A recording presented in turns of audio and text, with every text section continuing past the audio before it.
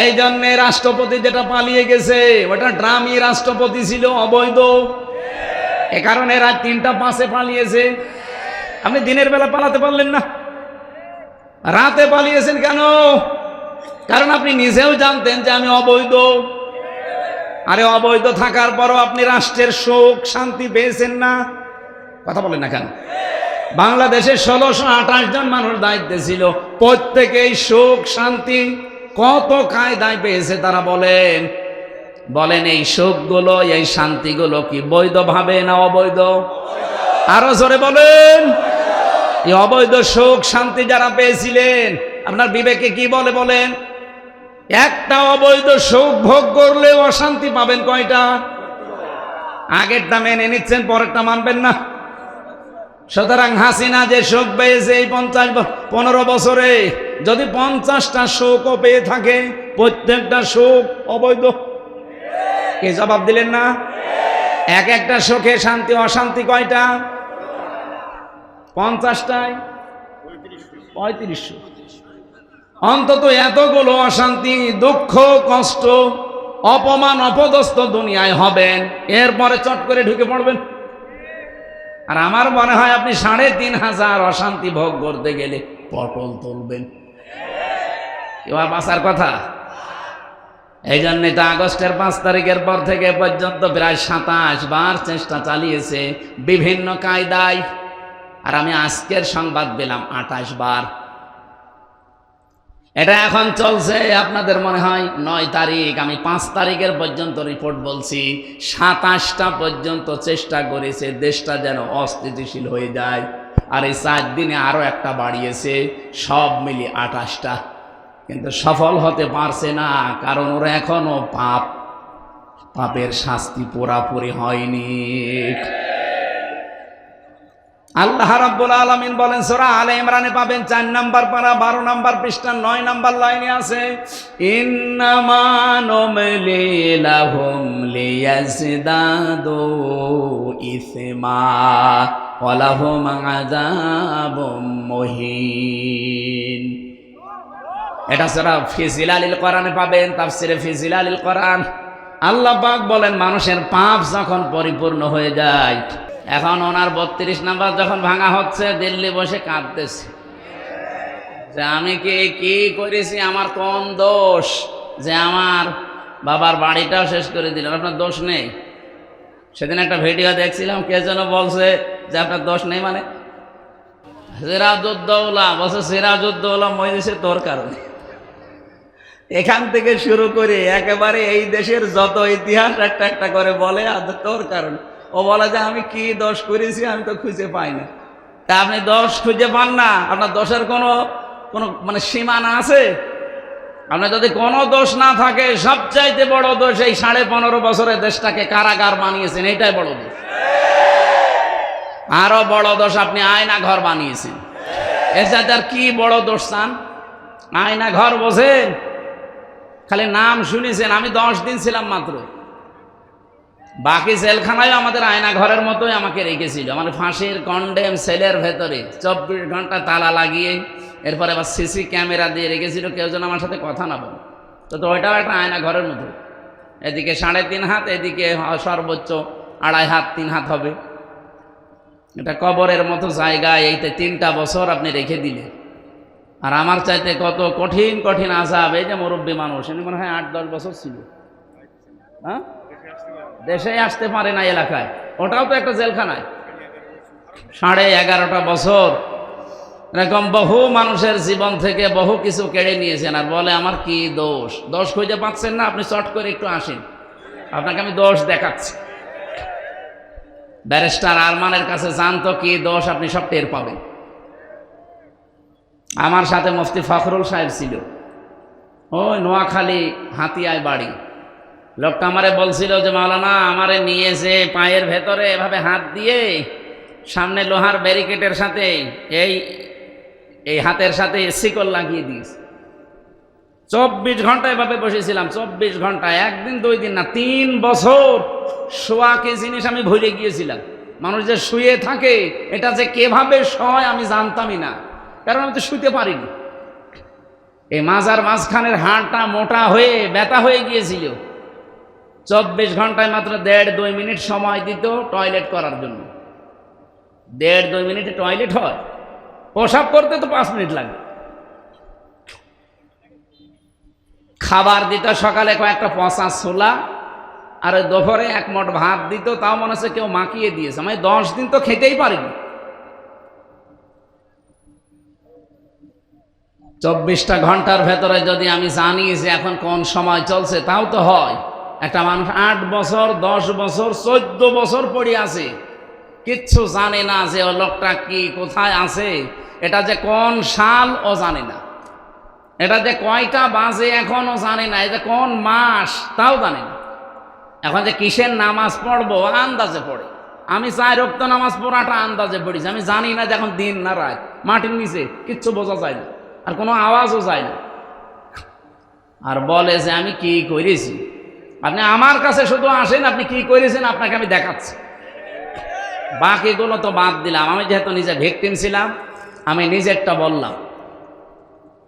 সুতরাং আমরা আজকের মাহফিলের মুহাদ্দিস আব্দুল খালেক, হাজার হাজার আলেমের উস্তাদ এসেছে। মাওলানা এসেছে, অসুস্থ, হায়াতে তাজ্জেবা সিহাতে কল্লিয়া কামনা করছি। আর একজন ছিল না মুহাদ্দিস আব্দুল খালেক মন্ডল? ও, আমি জেলখানায় থাকতে শুনেছিলাম, এমপি সাহেব। আল্লাহ তাকেও জান্নাতুল ফেরদাউস নসিব করেন। এ মাহফিলের প্রধান আলোচক এতক্ষণ পর্যন্ত যিনি আপনাদের সামনে কথা বলছিলেন কোরআনে কারিম থেকে, এই সাতক্ষীরার কৃতি সন্তান আলেমে দ্বীন অধ্যাপক মাওলানা মনিরুল ইসলাম বিলালী, ভাইস প্রিন্সিপাল হযরত আবু বকর সিদ্দিক ইসলামিয়া কামিল মাদ্রাসা জাহানারা বাস সাতক্ষীরা। জাহানাবাদ হবে না? এ মাহফিলে এতক্ষণ আরো যারা কথা বলেছেন, বিশেষ অতিথি ডক্টর আব্দুল্লাহ আল মাহমুদ, সহযোগী অধ্যাপক ঢাকা বিশ্ববিদ্যালয়, আলহাজ মাস্টার হাবিবুর রহমান, সাবেক চেয়ারম্যান 14 নম্বর ফিংড়ি ইউনিয়ন, হায়াতে তজ্জেবা সিহাতে কল্লিয়া কামনা করছে। আল্লাহ যেন তাকে দান করেন। তার জীবনের যত স্যাক্রিফাইস আছে, কোরবানি আছে, ত্যাগ আছে, আল্লাহ কোরআনের জন্য যেন মঞ্জুর করেন।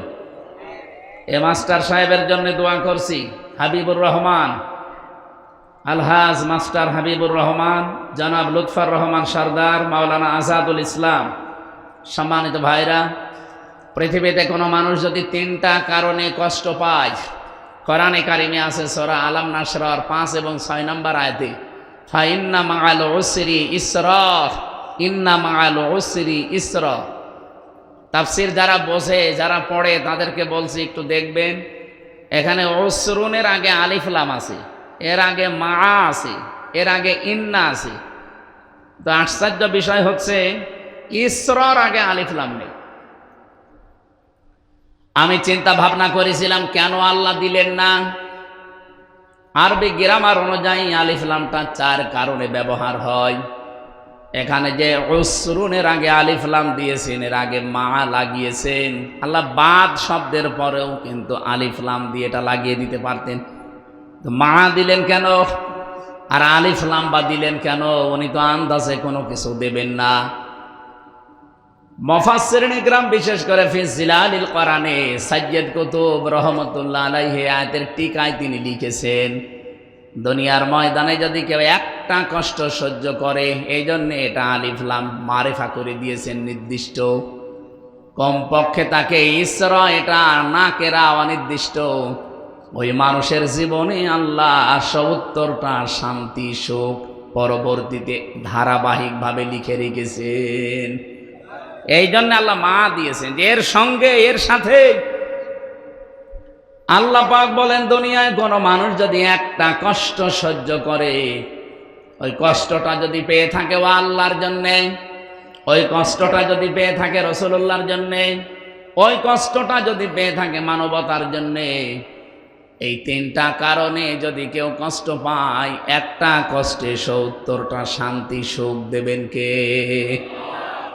সুতরাং মাস্টার সাহেব সহ এই সাতক্ষীরাতে যত মানুষ আল্লাহর জন্যে, রাসূলুল্লাহর জন্যে, মানবতার জন্যে কষ্ট করেছেন, হতাশ হবেন না, ভেঙে পড়বেন না। ওয়ালা তাহিনু ওয়ালা তাহজানু ওয়া আনতুমুল আ'লাউনা।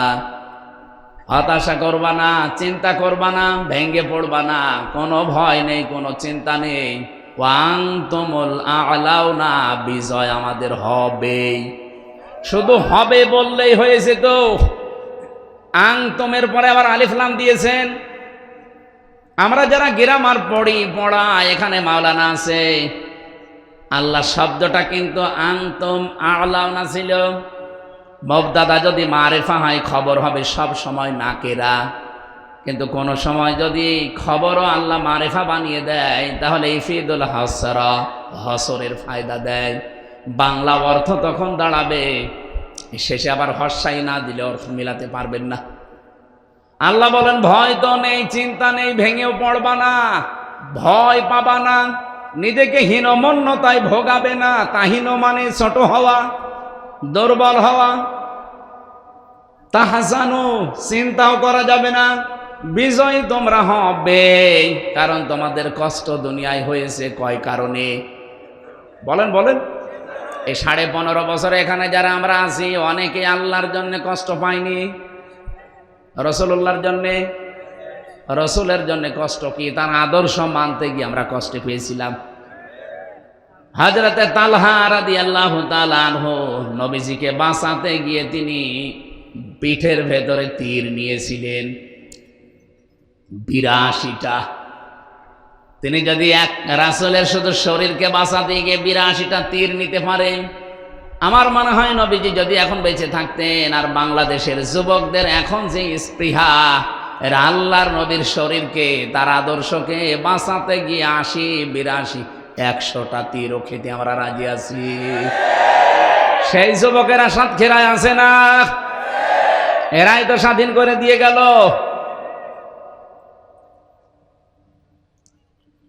এই জন্য কষ্ট যারা আমরা পেয়েছি আল্লাহর জন্যে, রসুল্লাহর জন্যে, মানবতার জন্যে, ভেঙে পড়বেন না, ভয় পাবেন না, চিন্তা নেই। বিজয় আসতেছে আমাদেরই, আমাদের বিজয় হবেই। সেই জন্য শেষে হর্ষাই আছে ওয়া আনতুমুল আ'লাউনা, আলিফ লাম দিয়ে আল্লাহ নির্দিষ্ট করে দিয়েছেন বিজয়টা। একটা শর্ত আছে শুধু, ইন কুনতুম মুমিনিন, যদি মুমিন হতে পারো। এবার আমি আর একটা দুঃখের কথা শোনাচ্ছি, এদিকে তাকান। এটা তো আশার বাণী গে শুনলেন যে একটা কষ্ট পেলে ৭০টা শান্তি আছে। যেহেতু আয়াতটা আল্লাহ রিপিট করেছেন এই জন্য পরের আয়াতে দেখেন, ইন্না মা'আল উসরি ইসরা।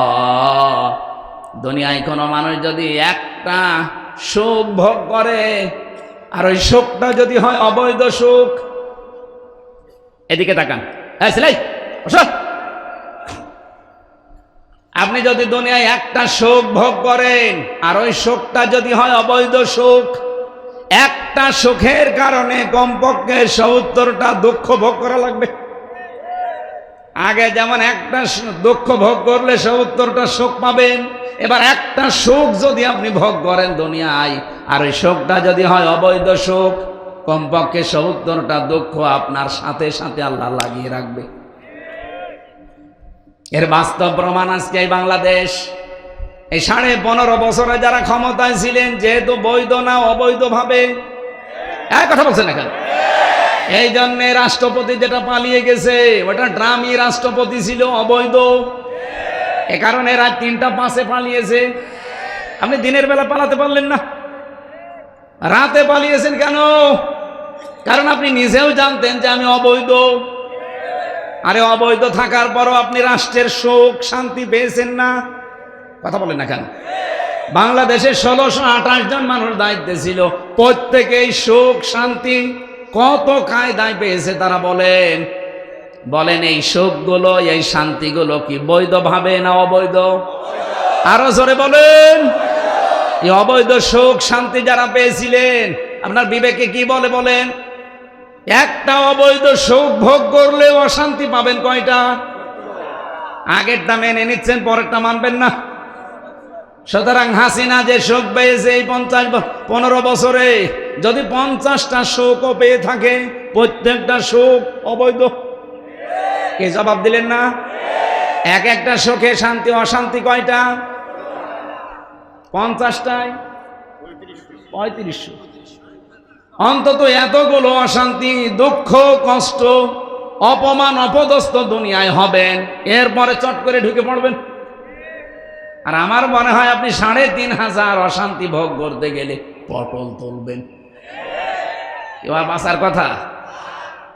এই জন্যে তো আগস্টের 5 তারিখের পর থেকে পর্যন্ত প্রায় 27 বার চেষ্টা চালিয়েছে বিভিন্ন কায়দায়, আর আমি আজকের সংবাদ পেলাম 28 বার। এটা এখন চলছে। আপনাদের মনে হয় 9 তারিখ, আমি 5 তারিখের পর্যন্ত রিপোর্ট বলছি। 27টা পর্যন্ত চেষ্টা করেছে দেশটা যেন অস্থিতিশীল হয়ে যায়, আর এই 4 দিনে আরো একটা বাড়িয়েছে, সব মিলিয়ে 28টা। কিন্তু সফল হতে পারছে না, কারণ ওরা এখনো পাপের শাস্তি পুরাপুরি হয়নি। আল্লাহ রাব্বুল আলামিন বলেন সূরা আলে ইমরানে পাবেন 4 নাম্বার পারা 12 নাম্বার পৃষ্ঠা 9 নাম্বার লাইনে আছে, ইন্নামা নুমলি লাহুম লিয়াজদাদু ইসমা ওয়া লাহুম আযাবুম মুহিন। এটা সূরা ফি জিলালিল কোরআনে পাবেন, তাফসিরে ফি জিলালিল কোরআন। আল্লাহ পাক বলেন মানুষের পাপ যখন পরিপূর্ণ হয়ে যায়, ইন্নামা নুমলি লাহুম লিয়াজদাদু ইসমা, আল্লাহ পাক বলেন এই পৃথিবীতে কেউ যদি পাপ করতে করতে সীমা ছাড়িয়ে যায়, আমি আল্লাহ একটা সিদ্ধান্ত নেই তার জন্যে, কি ওয়ালাহুম আযাবুম মুহিন, তাকে অপমানজনক শাস্তির ভেতরে ফেলে দেয়। আজ আচ্ছা যেটা দিয়েছে আপনি দেখতে পাচ্ছেন না, অপমানের এখনো কিছু হয়নি। ওরা আলেমদের সাথে যা করেছে এখনো 100 ভাগের 1 ভাগ ওরা পায়নি, আরো পাবে। আরে ভাই, আমি ছোট হই বড় হই যাই হই, আমার নামের আগে একটা আলেম লেখা আছে, অথচ মাথায় আমার দড়ি লাগিয়ে, ডান্ডা বেড়ি দিয়ে, পেছনে হাত হ্যান্ডকাপ দিয়ে লাগিয়ে, এই মাথার উপরে কালো টুপি পরিয়ে প্রায় 11 ঘন্টা ওরা আমার টর্চার করেছে। মাথার চুল থেকে পা পর্যন্ত 1 ইঞ্চি জায়গা বাকি রাখে নাই। এটা কাঠের চেয়ারে বসতে পারি না, এখন গদি দেওয়া লাগে। 8-10 মিনিট বসলে আমার ব্যথা হয়ে যায়, কারণ এমন অত্যাচার এমন জায়গায় করেছে যে বউ ছাড়া কারো দেখাতেও পারি না।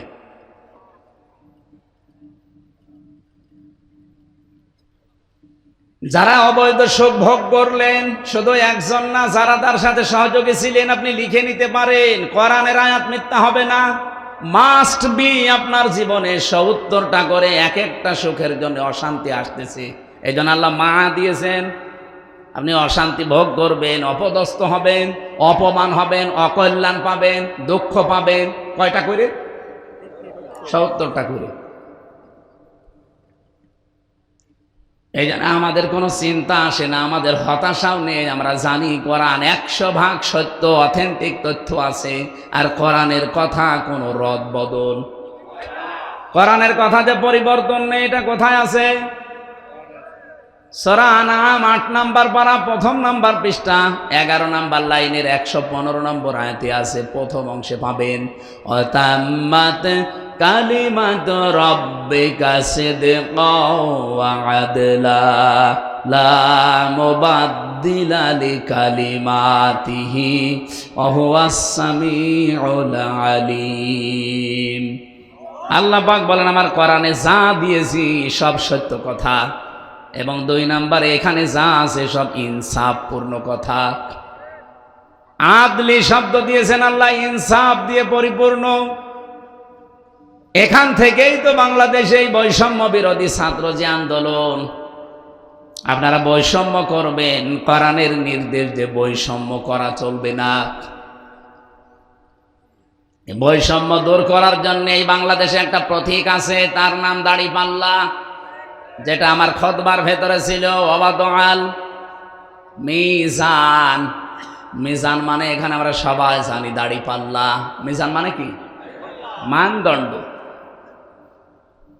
এটা একটা ন্যায় বিচারের প্রতীক। ও সাতক্ষীরাবাসী, এটাও আমরা কোরআনে কারিম থেকেই নিয়েছি, বানানো না। বাংলাদেশে দাড়িপাল্লা মার্কা, এটা কোরআন থেকে নেওয়া। সূরা হাদিদ 25 নাম্বার পারা 27 নাম্বার পারা 20 নম্বর পৃষ্ঠার প্রথম নাম্বার লাইনের 25 নম্বর আয়াতের মাঝের অংশে শব্দটা আছে, লাকাদ আরসালনা রাসূলানা বিল বায়্যিনাতি ওয়া আনজালনা মাআহুমুল কিতাবা ওয়াল মিজান লিয়াকুমান নাসু বিল কিসত। অবশ্যই পৃথিবীতে আমি যত নবী পাঠিয়েছি, আপনি মাওলানা বেলালীকে জিজ্ঞাসা করেন, এখানে আল্লাহ লাকাদ শব্দ বাদও দিলে আমরা কিন্তু নিজেরা আলেমরা অর্থ করে ফেলতাম। লাকাদ আল্লাহ কেন দিলেন? দুইটা তাকিদ দিয়েছেন, লাম একটা, কদ একটা। আল্লাহ গ্যারান্টি দিয়েছেন দুইবার, অবশ্যই এই পৃথিবীতে আমরা যত নবী আর রাসূল পাঠিয়েছি, প্রতিটি নবীর সাথে 3টা জিনিস দিয়েছিলাম।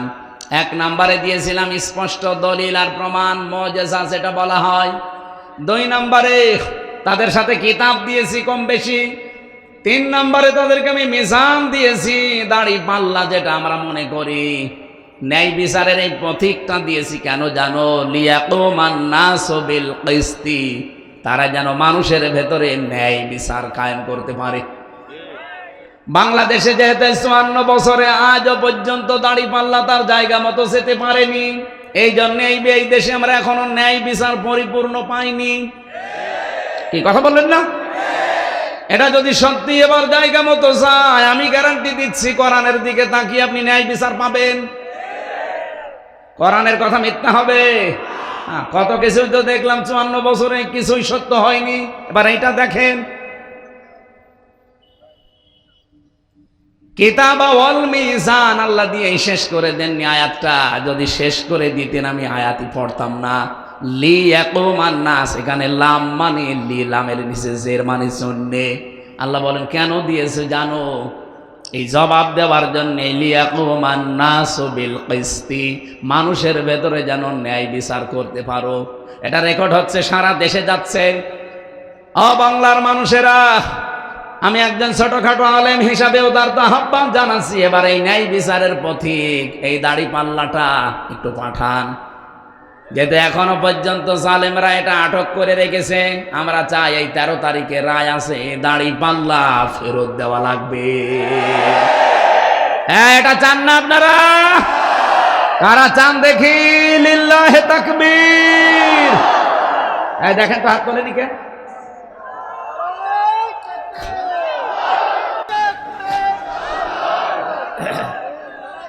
আলহামদুলিল্লাহ, ঠিক আছে। আরে ভাই, এটা আমাদের অধিকার। এ মার্কা নিয়েই আমরা এই দেশে এমপি হয়েছে, এই দেশে মন্ত্রী হয়েছে, এই মার্কা নিয়ে না? কথা বলুন। এ মার্কা নিয়ে যারা এমপি হয় তারা যে কত সৎ চরিত্রের অধিকারী, এর বাস্তব প্রমাণ মাওলানা মতিউর রহমান নিজামী, বাস্তব প্রমাণ অধ্যক্ষ আব্দুল খালেক মন্ডল, মাওলানা রিয়াসাত আলী, এ জেলার সন্তান না? তা আবার কাকে দেখাবো? উনি মন্ত্রী ছিলেন, মাওলানা মতিউর রহমান নিজামী। মন্ত্রীর দায়িত্ব পালন করার পরে 36 টাকা রাষ্ট্রকে ফেরত দিয়েছে, এটা পৃথিবীর ইতিহাসেই প্রথম। আর আমরা যাদের দায়িত্ব দিই 36 টাকা, এই দরবেশ 36,000 কোটি টাকা চুরি করেছে। অথচ ওর মাথার চুল থেকে শুরু করে পায়ের স্যান্ডেল পর্যন্ত সাদা, আমার মনে হয় ভেতরেও সাদা। ভেতরটা বললাম না, শয়তান। আর এত বড় স্বর্গ, 1-2 টাকা 36,000 কোটি। আমার মনে হয় জীবনে এই লোকেরা যদি গুনতে দেন, ওর হাত ব্যথা হয়ে যাবে, গুনতেও পারবে না, মেশিন লাগবে গুনতে। একজনে যদি এত চুরি করে, তাহলে বাকিগুলো কি করিয়েছে বলেন? এই কিছুদিন আগে মালয়েশিয়া গিয়েছিল, সিঙ্গাপুরে, থাইল্যান্ডে, সমস্ত দেশে ঘোরার সময় দেখেছি। আমি যে হোটেলে উঠি, হোটেলের নিচে একটু নামি, যে একটু দেখি চা মা খেয়ে আসি, দেখি 2 শয়তান বসে আছে। কি গো হুজুর, আমরা আগে পালিয়েছি। পালাবেন কেন? আপনার না 620টা বাড়ি। ওই যে চট্টগ্রামের ভূমিমন্ত্রী যেটা ছিল, ওটা বাড়ি কত? 620টা বাড়ি বানিয়েছে শয়তান, কিন্তু একটা বাড়িতেও থাকতে পারে না, হোটেলে থাকে। 5 বছরে যদি আপনি 620টা বাড়ি বানান, এর এই 9 মাস থাকলে আরো 200 বাড়ি বানাইতো। আর ওগুলো সব তোর বাবার টাকা দিয়ে নাকি? বলেন। আপনি লোক খুঁজে পান না। অবৈধভাবে যেভাবে নিবন্ধন আটকিয়ে রেখেছেন, মার্কা আটকিয়ে রেখেছেন, আমরা চাই এই 13 তারিখের রায় আছে, মে মাসের 13 তারিখ। এটা মে মাস না, আজকে 9 তারিখ, আর মাত্র কয়দিন। বাঙালিকে আর হাইকোর্ট দেখাতে যাবেন না, বলে নিয়ম মেনে, নিয়ম নীতি মেনে। কিসের নিয়ম? এদেশে কোনো নিয়ম আছে?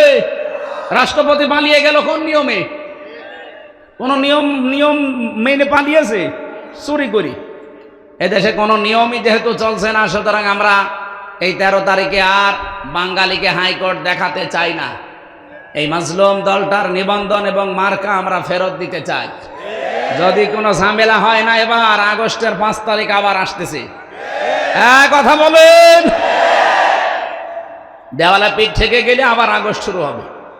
এজন্য দেওয়ালে পিঠ থাকার আগে যেভাবে আছেন, মামা ভালোই ভালোই দিয়ে দিন। আমি যে কথা তুলেছিলাম মাস্টার হাবিবুর রহমান সাহেবকে নিয়ে, যে কষ্ট যারা আমরা পেয়েছি, একটা আমাদের শোক অপেক্ষা করছে কয়টা? আর আমরা পরিপূর্ণ সুখ ওই দিন পাবো যেই দিন দেখবো বাংলার 56,000 বর্গ মাইল আল্লাহর এই কালাম দিয়ে চলছে। কি আপনি ওনারা জিজ্ঞাসা করেন, সেদিন আমরা পরিপূর্ণ শান্তি পাবো। কথা বলেন না কেন? এইটা দেখার আশায় আছি। জীবনের শেষ দিন হলেও যেন আল্লাহ এটা আমাদেরকে দেখায় যে এইটা দিয়ে বাংলাদেশ চলছে। আপনি মিনি জান্নাত দেখতে পাবেন বাংলাদেশে ইনশাল্লাহ। আজকের মাহফিলটা যার মাধ্যমে নিয়েছি, আমি যেহেতু আকিজ গ্রুপের 8 দিন হাসপাতালের খতিব ছিলাম, ওখানকার একজন কর্মচারী আছে আপনাদের এলাকার জামাই, টাঙ্গাইলে বাড়ি, মঞ্জুরুল নাকি যেন নাম, মঞ্জুর ভাই নাকি যেন নাম। ওই ভাইয়ের মাধ্যমে উনি বারবার বলছিল আমার শ্বশুরের এলাকায় একটা মাহফিলে যাবে, কিন্তু আপনারা কথাটা ঠিক রাখেননি। আমারে বলেছিলেন 9:30টায় তুলবেন। আমি কিন্তু 9:45 এসে বারবার বলছি যে আমার তুলে দেন। আমি বলছো ভাই কেবল উঠলো, ভাই উঠলো, দুলো ভাই উঠবে না। এত দেরি করে ফেললেন। আমরা এত রাত পর্যন্ত জেগে থাকাই নিষেধ। ওরা যা টর্চার করেছে ব্রেনের উপরে, এই যে 10 দিন হাসপাতালে পড়েছিলাম এই মাথাটা নিয়ে, এই সাইডটা পুরা ওই সময় প্রায় ড্যামেজ হয়ে গিয়েছিল এই রাত জাগার কারণে। কারণ জেলখানায় একটাই সমস্যা, ঘুম হয় না, কোনো কাজ নেই, কাম নেই, 24 ঘন্টা এক ঘরের ভেতরে বসে আছি, কিন্তু ঘুম আসতে চায় না। এত ঘুমের বড়ি খেয়েছি এই 3 বছরে, ঘুম আসে না। এই কারণে আমার মাথার অনেক ক্ষতি হয়ে গেছে। ডাক্তার যত দেখালাম সব এক কথা বলে যে রাত জাগবেন না, সর্বোচ্চ রাত 10:30টার ভেতরে আপনি ঘুমিয়ে পড়বেন। আর আপনার তোলেনি রাত 10টায়, 10:30টায়। এই জন্য দেরি হয়ে গেছে আজকে। আগামীতে কোনো জায়গায় নিয়ে আসলে 9টায়, আমার প্রত্যেকটা মাহফিল খাতায় লিখে দেওয়া যে রাত 9টায় তুলে দেবেন, 10:30টায় শেষ। এই সাতক্ষীরা আর ওদিকে সিরাজগঞ্জ, এই 2 জেলায় সমস্যা। এই 2 জেলা আগামী থেকে আমি আর আসবো না। আপনারা কথা ঠিক রাখেন না। গরু দিয়ে চাষ করে খাবেন, গরুই যদি মরে যায় আসবো কি করে? মানে মেরে ফেলবে তো। হ্যাঁ, 9টায় দিলে আসবো আবার, কিন্তু দেরি করলে জেলায় আর আসা যাবে না। মাই মনসুরুল ভাইয়ের জন্য দোয়া করছে আপনাদের এলাকার জামাই, ওনার মাধ্যমে আজকে এসেছি। আল্লাহ রাব্বুল আলামিন তাকে হায়াতে তাজ্জেবা সিহাতে কল্লিয়া দান করুন। এবং এই মাহফিলের বরেণ্য সদস্য যাদেরকে অ্যাক্টিভিটিস দেখলাম, অনেক সুন্দর করে তারা কাজ কারবার করেছে। এবং ময়না ভাই বলে একজন আছে, উনি দোয়া চাচ্ছিলেন আজকে আসার সময়। সামনে বসা মুসলমান ভাইরা, পর্দার আড়ালে শুনলাম হাজারো মা বোনেরা এসেছে, মেয়েরা এসেছে না, সম্মানিতা মা এবং বোনেরা, প্রশাসনের ভাইরা, প্রাণপ্রিয় সাতক্ষীরাবাসী, বাংলাদেশের 64 জেলার ভেতরে সবচাইতে বেশি ইমানের দিকে অগ্রসর সাতক্ষীরা আর চট্টগ্রাম। এই জেলার মানুষকে আমরা সারা বাংলাদেশের মানুষ এমনি আলাদা চোখে দেখি, কারণ টর্চার খুব বেশি হয়েছে এই জেলার উপরে। আল্লাহ রাব্বুল আলামিন জান্নাতে যেদিন আরম্ভ করবে 64 জেলা, সেদিন যেন সাতক্ষীরা দিয়ে আরম্ভ করে। আরো জোরে বলেন আমিন। দল মত জাতি বর্ণ ধর্ম নির্বিশেষে আজকের অনুষ্ঠান, এটা শুধু মুসলমানদের জন্য না, সবার জন্য। হাদা বায়ানুল লিন্নাস হুদাল লিন্নাস, মানুষ পদ বাচ্চা যারা আমরা বিবেচিত, সবার জন্য আজকের কোরআনের অনুষ্ঠান। আর সেই কোরআন থেকে গুরুত্বপূর্ণ একটা আয়াত পড়েছি, এটা সূরা হজ, আমার আয়াত নাম্বার হচ্ছে 34। যেহেতু জিলহজ জিলকদ মাস চলছে, সামনে জিলহজ আসতেছে, গুরুত্বপূর্ণ একটা মাস আমাদের সামনে অলরেডি ছায়া ফেলেছে। 4টা মাস আল্লাহর কাছে পবিত্র মাস, একটা মুহররম, রজব, জিলকদ, জিলহজ। এই মাসগুলো কিছু দায়িত্ব কর্তব্য পালন করা লাগে। আল্লাহ রাব্বুল আলামিন কোরআনে কারিমে দিয়েছেন, ইন্না ইদ্দাতাশ শুহুরি ইনদাল্লাহি ইসনা আশারা শাহরান ফি কিতাবিল্লাহ ইয়াউমা খালাকাস সামাওয়াতি ওয়াল আরদা মিনহা আরবাআতুন হুরুম ইলা আখিরি আয়াত। সূরা তাওবার ভেতরে এসেছে 10 নম্বর পারা 11 নম্বর পৃষ্ঠার 11 নম্বর লাইনে আছে। আল্লাহ বলেন, আমি আসমান আর জমিন যেদিন তৈরি করি ওই দিন আমি আমার কিতাবের ভেতরে 12টা মাসের নাম লিপিবদ্ধ করেছিলাম। তাহলে মাস হিসাবে আল্লাহর কাছে লিখা কয়টা? বলেন বলেন। ওই 12টা মাসের নাম আল্লাহ কোরআনে দেয়নি, শুধু একটা মাসের নাম দিয়েছেন, রমজান। বাকি 11 মাসের নাম কোরআনে দেয়নি। এটা তাফসিরে হাদিসে আমরা পেয়েছি। আল্লাহ বলেন, মিনহা আরবাআতুন হুরুম, এর ভেতরে 4টা মাস আমার কাছে পবিত্র। মুহররম একটা, রজব একটা, জিলকদ যেটা আমরা এখন আছি, আর একটা জিলহজ। ওই জামানায় মাসগুলোকে সম্মান দিত কাফেররা পর্যন্ত। ওরা যদি এই সারা বছর যুদ্ধ বিগ্রহ মারামারি গন্ডগোল করত, কিন্তু এই মাস যখনই জিলহজ, জিলকদ, মুহররম, রজব আরম্ভ হয়ে যেত, তখন তাদের মারামারি গন্ডগোল যুদ্ধ বিগ্রহ বন্ধ। এই মাসগুলো চলে যাক, আবার তোরে দেখে নেব। আপনি চিন্তা করেছেন, কাফের আল্লাহকে বিশ্বাস করে না, কিন্তু 4টা মাসকে তারা সম্মান দিয়ে চলেছে। এই মাসগুলো আসলে তারা তাদের মারামারি গন্ডগোল হামলা মামলা কেস কাম বন্ধ করে দিত।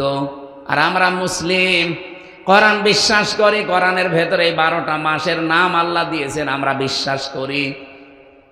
ইনদাল্লাহি ইসনা আশারা শাহরান, এই যে 12টা মাস, তাহলে আমাদের তো সম্মান আল্লাহ নিজে যখন দিয়েছেন, এই মাসগুলোকে আমাদের আরো বেশি করা দরকার। এ মাস আসলে আমার মনে হয় আমাদের মারামারি গন্ডগোল মনোমালিন্য একে অন্যের পেছনে লেগে থাকা, এগুলো সব স্টপ হয়ে যাওয়া দরকার। এই কথা বলছেন আমার? এই মাসগুলো আসলে অন্তত একটু সম্মান জানান। যেহেতু জিলকদ আরম্ভ হয়ে গেছে, আজ 3-4 তারিখ চলছে, এই মুহূর্তে সিদ্ধান্ত নেন, আমার সাথে যার যার ঝামেলা আছে হবে, যদি শুরু করা লাগে এই মাস চলে যাক, আমি আবার আরম্ভ করব। অন্তত এই মাসে আমি থেমে গেলাম। পারা যাবে না? বলেন বলেন। নবীজি মসজিদে নববীতে বসে আছেন, দরজা দিয়ে এক সাহাবী প্রবেশ করলেন। আল্লাহর নবী জানিয়ে দিলেন যে এই লোকটা আল্লাহর জান্নাতি। দ্বিতীয় দিন আবার বললেন এই লোকটা আল্লাহর জান্নাতি। তৃতীয় দিন আবার বললেন এই লোকটা আল্লাহর জান্নাতি। সাহাবীরা বলে, হুজুর কি এমন কাজ করেছে লোকটা আল্লাহর জান্নাতি? একজন সাহাবী হযরত সাদ ইবনে আবি আক্কাস রাদিয়াল্লাহু তাআলা আনহু, তিনি বলেন, আমি তার জীবনের কাজকর্ম দেখার জন্য ছদ্মবেশে তার বাড়িতে আমি আশ্রয় নিলাম। ডাক দিয়ে বললাম, আল্লাহর বান্দা, আমি আপনার বাড়িতে মেহমান হতে চাই। 3টা দিন আমি তার সাথে আছি, তার বাড়িতে লেগে আছি, দেখি যে দিনে রাতে কি কাজ করে, এমন কোনো গোপন আমল আছে কিনা। আমার সাথে নামাজ পড়ে 5 ওয়াক্ত, কথাবার্তা বলে, যেভাবে চলি আমি ওইভাবে চলে, তার গোপন কোনো আমল আমি দেখলাম না। শেষ পর্যন্ত বলেই ফেললাম যে আপনি কি করেন? আপনাকে নবী যেতে 3 দিন পর পর জান্নাতি বলে ঘোষণা দিলেন, আপনি কি করেন? কি আমি তো কিছুই দেখলাম না। লোকটা বলে, আল্লাহর বান্দা, আমার জীবনে এতটুকু কাজ আছে, আমি সারা দিন সারা রাত যা করি, সন্ধ্যাবেলা যখন এশার নামাজ আদায় করে ঘুমাতে যাই, কারো ওপরে কোনো বিদ্বেষ আমি রাখি না, কারো ওপরে কোনো রাগ নেই, কারো ওপরে কোনো অভিমান নেই। যে যা আমার সাথে করেছে, অন্তত এশার নামাজের পরে একটা নির্মল শান্ত মন নিয়ে আমি ঘুমিয়ে যাই, আশা নিয়ে যে ঘুম থেকে উঠতেও পারি, বিদায় নিতেও পারি। সুতরাং আমি কারো উপরে অভিযোগ রেখে করব কি? আমি সব আল্লাহর জন্য মাফ করে দিলাম। এভাবে আমি ঘুমিয়ে যাই, সকালবেলা একটা শান্ত মন নিয়ে আল্লাহ আমাকে আবার জাগিয়ে তোলে।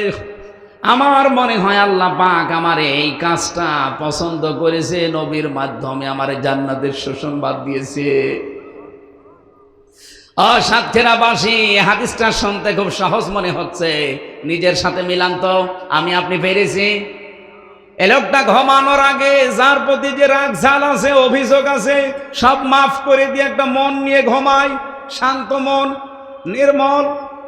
আর আমরা সারাদিন যা করি, সারা রাত যা করি, অন্তত ঘুমানোর আগে বালিশে মাথা দিয়ে চিন্তা ভাবনা করে যে সকালবেলা কার 12টা বাজাবো। কথা বলে না কেন? সকালবেলা কারে ধরিয়ে দেব, মিথ্যা মামলা দেব, মিথ্যা সাক্ষী দেব, কার কোনটা আমরা ডাকাতি করবো, চুরি করবো, মেরে খাবো, শুধু এই ধান্দায় আছি। আমি একটা হাদিস পড়েছিলাম না, হযরতে আবু যর রাদিয়াল্লাহু তাআলা থেকে বর্ণিত, বিশ্ব নবী জানিয়েছেন, মানিদ্দাআ মা লাইসা লাহু ফালাইসা মিন্না ওয়ালিয়াতাবাওয়া মাকআদাহু মিনান নার। মুসলিম শরীফের হাদিস, 61 নাম্বার হাদিস এটা। নবীজি বলেন, যে জিনিস তোমার না, ওইটা যদি তুমি নিজে দাবি করো, ওই দিন থেকে তুমি আমার উম্মত না। কথা বুঝেছেন না? বোঝেন? যেই জিনিস আপনার না, ওইটা যদি আপনি নিজে দাবি করেন যে এটা আমার, তাহলে ওই দিন থেকে আপনার শাস্তি, আপনি নবীর উম্মত নেই। ওয়ালিয়াতাবাওয়া মাকআদাহু মিনান নার, 2 নম্বরের শাস্তি, আপনি জাহান্নামে একটা স্থান তৈরি করে নিলেন। বলেন তো বাংলাদেশে এই হাদিসের লোক নেই? যে জিনিস আপনার না, আপনি জোর করে দাবি করেন, কেউ চাঁদাবাজির মাধ্যমে, নাকি জেলায় চাঁদাবাজি নেই? আপনি আবার বুঝে ফেললেন, আপনার বোঝা লাগবে না। কত মানুষ দেখেন আগস্টের 5 তারিখের পর থেকে যে জিনিস যার না, সে কিন্তু নিজের দায়িত্বে নিয়ে নিয়েছে।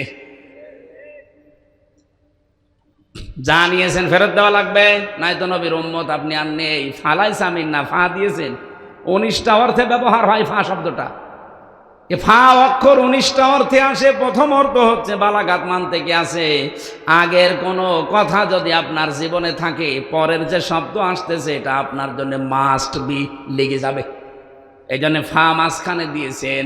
নবীজি ফা না দিলেও আমি অর্থ করতে পারতাম, কেন ফা দিলেন? ফালাইসা মিন্না। সুতরাং উপরে বর্ণিত গুণ যাদের আছে, যারা ডাকাতি করেন, চুরি করেন, চাঁদাবাজি করেন, ঘুষ খান, সুদ খান, বিভিন্ন কায়দায় মানুষের সম্পদ নিজের মনে করে নিয়ে চালিয়ে যাচ্ছেন, বাবা শাহজালাল সব হালাল, আপনি কিন্তু আর নবীর উম্মত নেই। এই মুহূর্তে যদি ওগুলো ফেরত না দেন, আপনি নবীর উম্মতের বাইরে চলে গেছেন। 2 নাম্বারটা আরো কঠিন।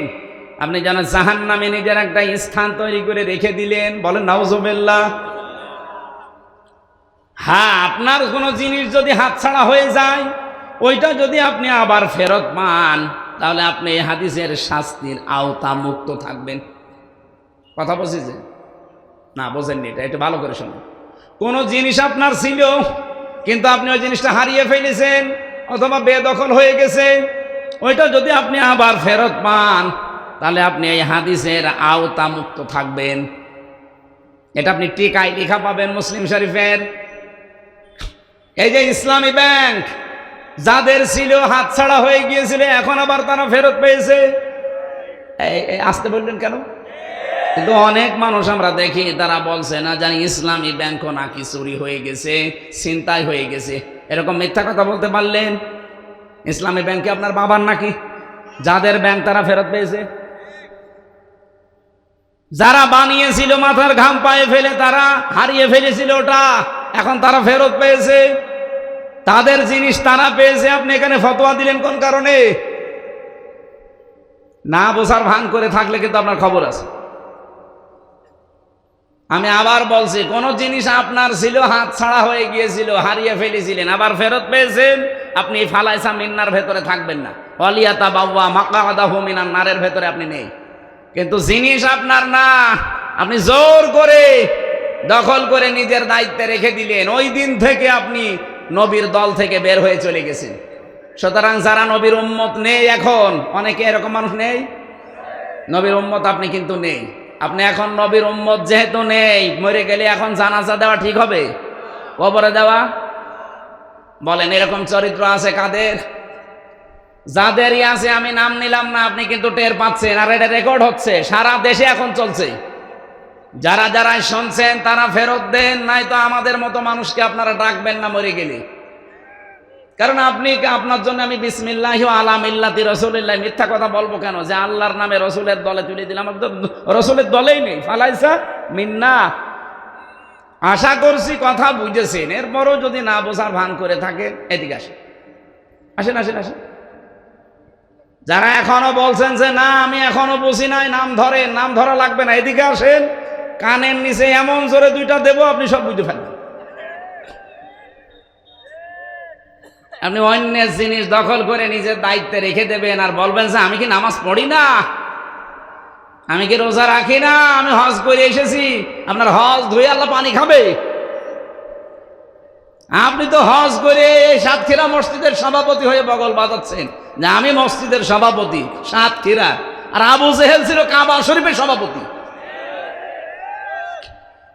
এই জন্য আমি আবার রিপিট করছি, ভাই যার জিনিস নিয়েছেন ওটা যদি আপনার না থাকে ওটা ফেরত দেন। হ্যাঁ, আমি আমার জিনিস হারিয়েছিলাম, ওইটা আমি ফেরত পাচ্ছি এখন আস্তে আস্তে। আমার এই 3 বছর আটক করে ওরা 32 লাখ টাকা খেয়েছে আমার বাবার কাছে। আমি 1 লাখ টাকা ফেরত অলরেডি পেয়েছি। আমি এখনো 31 লাখ টাকা ফেরত চাই।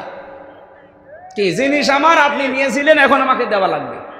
এইভাবে করে যে যা এই জেলায় হারিয়েছেন, এই সাতক্ষীরায় যে যা হারিয়েছেন, কোন দল করেন আমি ওসব জানি না, যা হারিয়েছেন ওটা এখন ফেরত নেন। যারা এতদিন দখল করে রেখেছিল আপনিও নিয়ে নেন, কারণ জিনিস আপনার, আপনি ফেরত নেন। নেচ্ছেন তো আপনারা? হ্যাঁ নেন, অসুবিধা নেই, কিন্তু অন্যের জিনিস দখল করবেন না ভাই।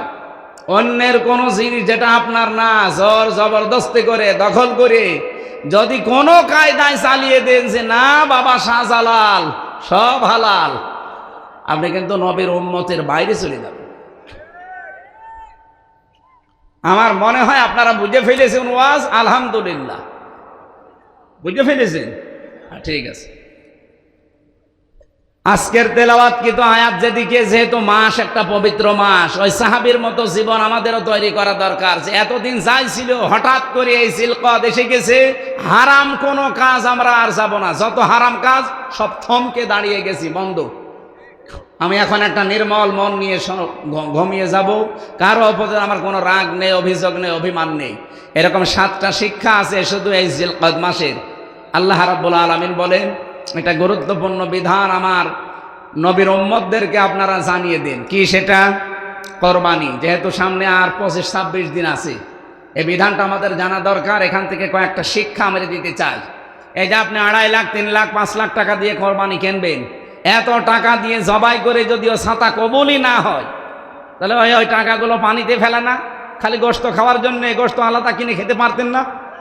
এই জন্য গুরুত্বপূর্ণ বিধান এটা। জবান ছেড়ে সূরা হজের এই 34 নম্বর আয়াত থেকে কিছু কথা শুনতে চাই আমরা, নাকি বাড়ি চলে যাবেন? জবান খুলে বলেন আউযু বিল্লাহি মিনাশ শাইতানির রাজিম, বিসমিল্লাহির রহমানির রহিম। এটা একটু নামিয়ে নেন, পড়ে গেলে সমস্যা হবে, কিছু দেওয়া লাগবে না। ওয়ালিকুল্লি উম্মাতিন জাআলনা মানসাকাল লিয়াযকুরু ইসমাল্লাহি আলা মা রাযাকাহুম মিন বাহিমাতিল আনআম ফাইলাহুকুম ইলাহু ওয়াহিদুন ফালাহু আসলিমু ওয়াবাশশিরিল মুখবিতিন।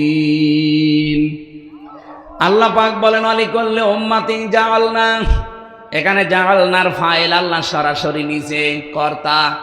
আল্লাহ বলেন আমি নিজে প্রতিটি উম্মতের জন্য কি, আমি নিজে প্রতিটি উম্মতের জন্য কি, মাংসাকান, কোরবানি। এখানে নুসুক শব্দের অর্থ হয় 3টা। তাফসীর ইবনে কাসিরের ভেতরে আছে নুসুক মানে কোরবানি করা, নুসুক মানে হজের কার্যকলাপ, ও নুসুক মানে ইবাদত বন্দিগি। এই 3টার যে কোনো একটা আপনি নিতে পারেন। যেহেতু সামনে কোরবানি, মনে করেন আপনি কোরবানিটা নিলেন। আল্লাহ বলেন প্রতিটি উম্মতের জন্য আমি আল্লাহ কোরবানি এটা নির্ধারণ করে দিয়েছিলাম। কেন দিয়েছি জানো? লিয়াযকুরু ইসমাল্লাহ আলা মা রাযাকাহুম মিন বাহিমাতিল আনআম। চতুষ্পর্যন্ত জানোয়ারগুলো যখন তারা জবাই করবে তাদের রিজিক হিসাবে, এই সময় যেন আমি আল্লাহর নামটা উচ্চারণ হয়। জোরে বলেন সুবহানাল্লাহ। ফাইলাহুকুম ইলাহু ওয়াহিদুন, তোমাদের ইলাহ একজন, আমাদের ইলাহ এই একজনই। ফালাহু আসলিমু, সবাই তার কাছে আত্মসমর্পণ করো।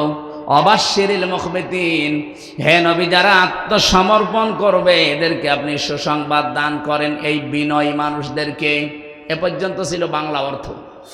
এবার আসেন তো আমরা ব্যাখ্যায় যাচ্ছি। ওয়ালি কুল্লি উম্মাতিন, প্রত্যেকটি জাতির জন্যে, এই পৃথিবীতে যত জাতি আল্লাহ পাঠিয়েছিলেন সে আদম নবী থেকে শুরু হয়েছে, ৪৫০০০ জাতি এখন দুনিয়ায় বাস করে। কত? ৪৫০০০। তার ভেতরে আমরা একটা মাত্র জাতি মুসলিম। এরকম ৪৫০০০ ধর্মের লোক তামাম দুনিয়ার ২৫৭টা দেশ আছে। এখন ২৫৭টা দেশে তারা বাস করছে। সবচাইতে বেশি মানুষ বাস করে খ্রিস্টান ধর্মে। কোন ধর্মে? এরপরে বাস করে মুসলিম। আমরা যারা ইসলামে আছি তারা। তামাম দুনিয়া এখন খ্রিস্টানের সংখ্যা ২৬০ কোটি প্লাস, আর আমরা মুসলমান ২১০ কোটি। এরপরে অন্যান্য জাতিরা আছে ভাগ ভাগ করা। সাতক্ষীরাবাসী যেহেতু আল্লাহ উম্মাতিন শব্দটা দিয়েছেন প্রতিটি জাতির জন্যে, আদম নবী থেকে এবার আমি আরম্ভ করব। আল্লাহ সূরা মায়েদার ২৭ নম্বর আয়াতে আয়াতের তাফসীর নিজে করছেন। ওয়াতলু আলাইহিম নাবা আবনাই আদামা বিল হক ইয করবা কুরবানান ফাতুকবিলা মিন আহাদিহিমা ওয়া লাম ইউতাকাব্বাল মিনাল আখার قال لأقتلنك قال إنما يتقبل الله من المتقين। বলেন আমিন। আল্লাহ পাক বলেন, নবী আপনার উম্মতদেরকে আপনি আদম নবীর ২ সন্তানের কাহিনী একটু তেলাওয়াত করে করে শোনান। আমরা যেহেতু আদম নবীর ওই জামানায় ছিলাম না, আমাদেরকে আল্লাহ তেলাওয়াত করে শোনাতে বলেছেন। কি করে? বিল হাক্কি, যথাযথভাবে, যেভাবে আমি আল্লাহ কাজটা ঘটিয়েছিলাম ওইটা একটু শোনান। কেন? এটা শুনে আমরা করব কি? আমাদের ভেতরে এখান থেকে কিছু নেওয়ার মতো জিনিস আছে। তাদেরকে আমার আল্লাহ দুইটা ভাইয়ের কথা এখানে দিয়েছেন, হাবিল আর কাবিল। তাদের জামানায় একটা কোরবানির নিয়ম ছিল। এদিকে তাকান। এই পৃথিবীতে যত নবী আর রাসূল আল্লাহ পাঠিয়েছেন প্রতিটি নবী রাসূলের দিন ছিল এক, কিন্তু শরীয়ত ছিল ভিন্ন ভিন্ন। আদম নবী থেকে আমাদের নবী পর্যন্ত প্রতিটি নবীর দিন এক, দিন কিন্তু শরীয়ত আলাদা আলাদা। আদম নবীর দিন যা ছিল মুহাম্মদুর রাসূলুল্লাহর দিন তাই ছিল, কিন্তু আদম নবীর শরীয়তের ভেতরে যা ছিল মুহাম্মদুর রাসূলুল্লাহর শরীয়তে তাই নেই। শুধু একটা জিনিস সবার এক ছিল। আমি বলবো সামনে, আদম নবীর শরীয়ত ছিল কি? তারা চাটিয়াল ময়দানে কোরবানির পশু জবাই করে রেখে আসতো। যার হালাল টাকা তার আকাশ থেকে আগুনের ঝলক এসে পুড়িয়ে ফেলতো। উনি বুঝতো যে আমার কোরবানি কবুল হয়ে গেছে। আর যার টাকা ২ নাম্বার হারাম টাকা, তারটা ওইভাবে পড়ে থাকতো। আমার মাঝে মাঝে চিন্তা হয়, আয়াতটা পড়ার পর যদি এই শরীয়ত এখন বাংলাদেশে থাকতো, কত মানুষ যে আমরা ধরা খাতাম। কথা বলছেন না কেন? দেখতে মনে হয় বিশাল বুজুর্গ, চাটিয়াল ময়দানে রেখে আসলে বোঝাছে তো ২ নাম্বার না ৩ নাম্বার, ধরা পড়ে যেত না। এই শরীয়ত আল্লাহ আমাদের দেয়নি। আমাদের দিয়েছেন পশু কোরবানি করে, ওইটা গোশত জবাই করে নিজে ৩ ভাগ করা সুন্নাত। যদি কেউ করেন উত্তম, এটা না করলেও অসুবিধা নেই। নিজে খেয়ে ফেলতে পারলে আত্মীয় স্বজন নিয়ে এটাও জায়েজ আছে। আল্লাহ আমাদেরকে শুধু কোরবানি জবাই করে গোশত খাওয়ার জন্য এইটা দেননি। আদম নবী আলাইহিস সালামের এই 2 সন্তানের শিক্ষা হচ্ছে যে হাবিলেরটা কবুল হয়েছিল, কাবিলেরটা কবুল হয়নি। ওই সঙ্গে সঙ্গে হাত প্রসারিত করে বলেছে, তোকে আমি মেরে ফেলবো। আমারটা হলো না, তোরটা হলো কেন? এই জোর যার, মুল্লুক তার। এই নীতি শুরু হয়েছিল আদম নবীর এই কাবিল সন্তান থেকে। ও জোর দেখিয়েছিল। আমার মনে হয় এইটা এই 15.5 বছর একটু বেশি হয়েছিল। জোর যার, মুল্লুক তার। কেউ বসেছিল? পাতি নেতা তাও বসে নেই। এক কথা বলছে না কেন? কেউ চেনে না, শয়তানেও চেনে না, তারপরও তার দাপট কি গো। আমার দাদা, আমি জেলখানায় থাকতে উনি মারা গেছেন। একটা গল্প শোনাতেন আমাকে মাঝে মাঝে, এসে হামজা এক লোক বিয়ে করেছে, বাসর ঘরে স্ত্রীকে ডাক দিয়ে বলছে, বউ তুমি কি জানো আমার ক্ষমতা? স্ত্রী বলছে, কেবল বিয়ে করে নিয়ে আসলে তোমার ক্ষমতা আছে না নেই আমি জানবো কি করে? না, তোমার আমি আজ ক্ষমতা দেখাবো। রাতের বেলা স্ত্রীর হাত ধরে নিয়ে গেছে রেল লাইনের সামনে। রেলগাড়ি আসে না, আন্দাজে গেট বন্ধ করে দিয়ে বসে আছে। ওই যে রেলগাড়ির গেট থাকে না, ওই রাস্তা দিয়ে যা ভ্যান গাড়ি, যা রিক্সা, অটো রিক্সা, যা সব বন্ধ। স্ত্রী ডাক দিয়ে বলছে, কি বলছে, দেখলে না ট্রেন আসে না, তারপরও আমি গেট বন্ধ করলাম, সব গাড়ি থেমে গেল, এটা আমার ক্ষমতা। স্ত্রী বলছে, তাই? কিছুক্ষণ পরে দেখে ট্রেন আসতেছে, লাল একটা কাপড় উড়িয়েছে, ট্রেন গেছে থেমে। স্ত্রীর হাত ধরে বলছে, দেখলে ট্রেন তো এখানে থামার কথা না, এটা একবারে যে বেনাপোলে থামবে, অথচ মাঠের ভেতরে আমি এই ট্রেন থামিয়ে ফেললাম, এটা আমার ক্ষমতা। স্ত্রী বলছে মনে মনে, আল্লাহ তুমি কার ঘরে আমারে পাঠালে, তো ক্ষমতা নিয়ে বাসে না। হঠাৎ ট্রেনের ড্রাইভার এসে বলছে, কি গো কোনো সমস্যা? বলছে, না স্যার, ট্রেন থামালে। বলছে, আমার এই বউ বিশ্বাস করে না যে আমার ক্ষমতা আছে, ওরে আমি দেখালাম। ট্রেনের ড্রাইভার ওরে 2 থাপ্পড় দিয়ে বলে, বেটা বেয়াদব, কত গুরুত্বপূর্ণ লোক আছে ট্রেনে, বিভিন্ন জায়গায় যাবে, আর তুমি বউ খুশি করার জন্য ইয়ারকি মারো। ট্রেন নিয়ে যখন চলে গেছে, বউ বলছে, ওগো তুমি গেট বন্ধ করে ভ্যান রিক্সা সব দাঁড়িয়ে যায়, আমি বুঝলাম। লাল কাপড় উড়িয়ে দিলে ট্রেন থেমে যায় চলন্ত, আমি বুঝলাম, কিন্তু ওই লোকটা তোমার তড় দিল কেন? ও বলছে, ও দেখিয়েছে ওর ক্ষমতা, আর আমি দেখালাম আমার ক্ষমতা। এই ক্ষমতা দেখা দেখি চলছিল এই 15 বছরে। কথা বলছেন? কেউ বসেছিল? কাবিল ঠিক এইটাই বলেছিল, লামে তাকিদ, গ্যারান্টি দিয়ে বলেছে, না আমি তোকে ছাড়বো না, তোকে মেরেই ফেলবো, হত্যা করব।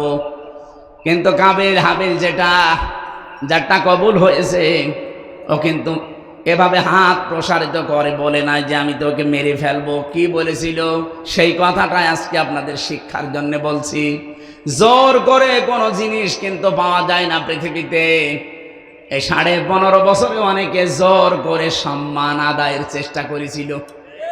একটা মরা মানুষের সম্মান আদায়ের চেষ্টা করেছে 15.5 বছর, সম্মান তো দেয়নি, শুধু আগস্টের 5 তারিখ আসতে দেরি মাটির সাথে মিশিয়ে দিয়েছে। আমরা চাই আগামীতে কোনো মানুষের এভাবে সম্মান জোর করে যেন কেউ আদায় না করে। এরকম অনেকে এখনো ধান্দায় আছে যে আবার চাই, যদি চেয়ার পাই ও করেছে বাবা আর আমি করবো স্বামীর। আপনি জোর করে সম্মান নিতে পারবেন না, এটা মানুষের মনের বিরুদ্ধে চলে যায়। কারণ মানুষকে 3.5 হাত বডির ভেতরে এমন কিছু আল্লাহ দিয়েছেন, জোর করে যা যা পাবেন ওইটাই রিয়াক্ট করবে। কি কথা বলছেন?